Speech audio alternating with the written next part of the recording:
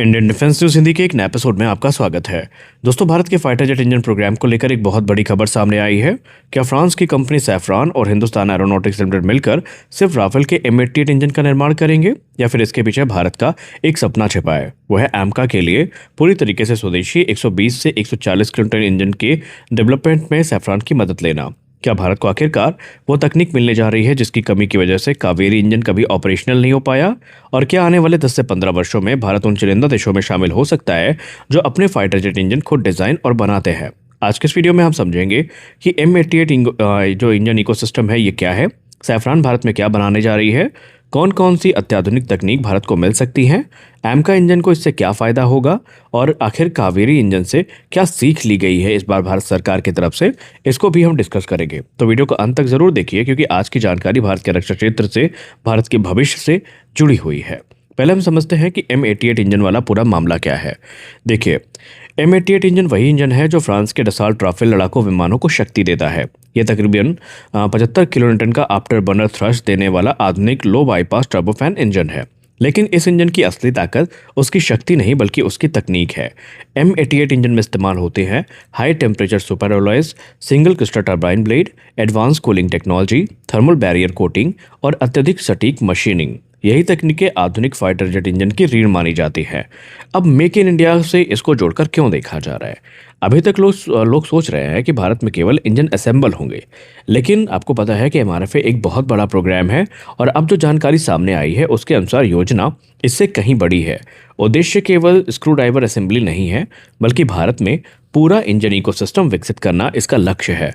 मतलब कि डिज़ाइन भी, मैन्युफैक्चरिंग भी, forging, casting, machining, testing, MRO support और अपग्रेड, ये सब इसका हिस्सा हैं, और सबको धीरे धीरे स्थापित किए जाने पर विचार किया जा रहा है। यानी भारत केवल ग्राहक नहीं रहेगा, बल्कि निर्माता बनने की दिशा में आगे बढ़ेगा। अब इंजन बनाना इतना कठिन क्यों होता है? हम लोग कई दिन से इंजन को डिस्कस कर रहे हैं। लोग अक्सर ये सोचते हैं कि इंजन बनाना सिर्फ कुछ पार्ट्स जोड़ देना इतना आसान होता है, लेकिन हकीकत बिल्कुल अलग है। एक आधुनिक फाइटर जेट इंजन में हजारों पार्ट्स होते हैं। इनमें से कई पार्ट्स 1500 डिग्री सेल्सियस के अधिक तापमान को सहते हैं।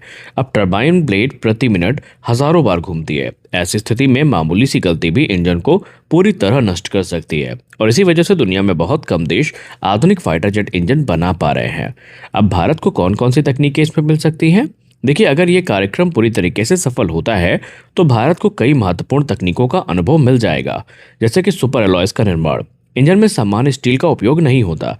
यहाँ निकेल, कोबाल्ट, टाइटेनियम आधारित सुपर एलॉयज इस्तेमाल किए जाते हैं, और इनका निर्माण बेहद कठिन होता है। इसके अलावा दूसरा होता है कंप्रेसर और टरबाइन डिस्क। जी हाँ, ये इंजन के सबसे महत्वपूर्ण हिस्से हैं।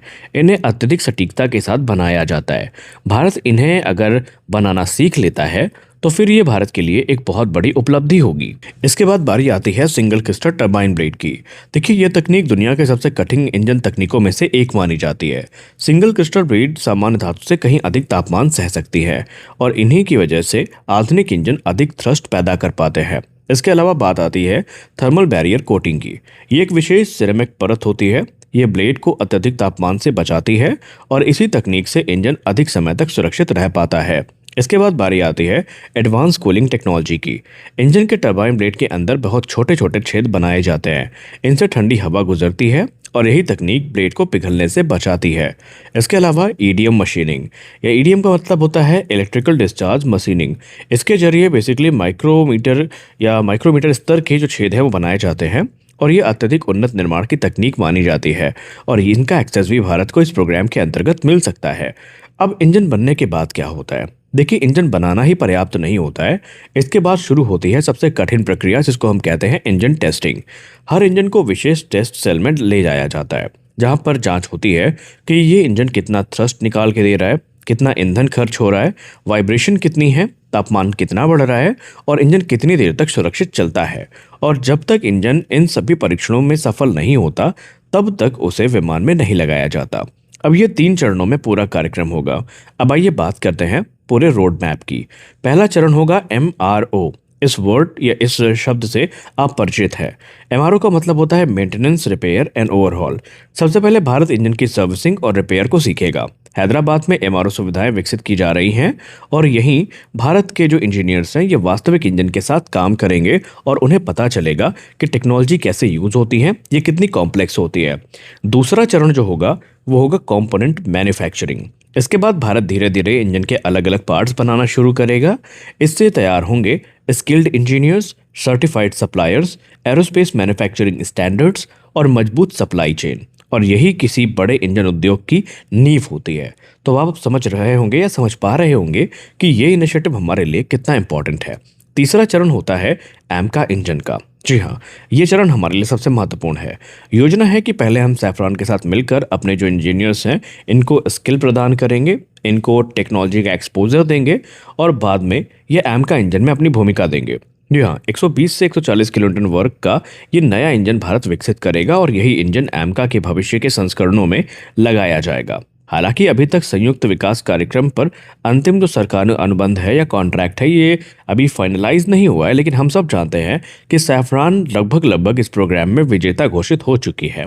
अब इसका कावेरी इंजन से क्या ताल्लुक है और हमें कावेरी इंजन से ऐसे हमने कौन सी सीख ले ली, क्योंकि सुबह से ये देखा जा रहा है कि कावेरी इंजन लगातार ट्रेंडिंग में है।